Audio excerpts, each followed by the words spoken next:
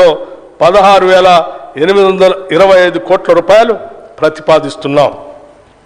అడవులు మరియు పర్యావరణం తెలంగాణ రాష్ట్రంలో పర్యావరణ పరిరక్షణకు ప్రభుత్వం విశేష ప్రాధాన్యతనిస్తుంది. సింగిల్ యూజ్ ప్లాస్టిక్ వాడకాన్ని పూర్తిగా నియంత్రించడానికి ప్రజల సహకారంతో అమలు చేసేందుకు రాష్ట్ర ప్రభుత్వం కృతనిశ్చయంతో ఉంది. ఈ సంవత్సరంలో ప్రభుత్వం బయోడైవర్సిటీ మేనేజ్మెంట్ కమిటీల్ని పటిష్టపరచడం, పర్యావరణ అవగాహన మరియు శిక్షణ కార్యక్రమాలని చేపట్టబోతున్నాం.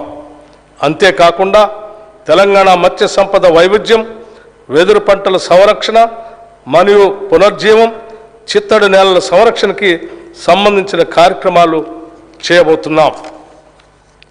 రాష్ట్రంలో అవసరమైన వారందరికీ డబుల్ బెడ్రూమ్ ఇళ్లను నిర్మించి ఇస్తామని గత ప్రభుత్వం చేసిన వాగ్దానాన్ని గాలికి వదిలేసింది. గత ప్రభుత్వం చెప్పిన విషయాలు విని తెలంగాణ రాష్ట్ర ప్రజలు డబుల్ బెడ్రూమ్ ఇళ్లపై ఎన్నో ఆశలు పెట్టుకున్నారు.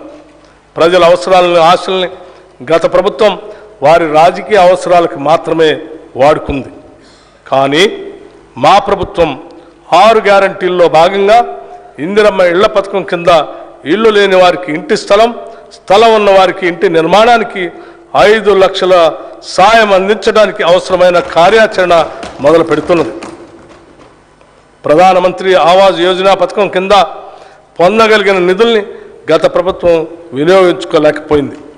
అందుకోసమే ఇప్పుడు కేంద్రం నుంచి అత్యధిక నిధులు రాబట్టి వాటిని తెలంగాణ ప్రజలకు మరింత ఎక్కువ లబ్ధి చేకూర్చేలా వినియోగిస్తాం. ఈ సంవత్సరం ఇందిరమ్మ ఇళ్ల పథకం కింద ప్రతి నియోజకవర్గానికి 3,500 ఇళ్ల చొప్పున మంజూరు చేస్తామని తెలియజేయడానికి సంతోషిస్తున్నాం. ఈ పథకానికి బడ్జెట్లో 7,740 కోట్ల రూపాయలు ప్రతిపాదిస్తున్నాం. రహదారులే ప్రగతికి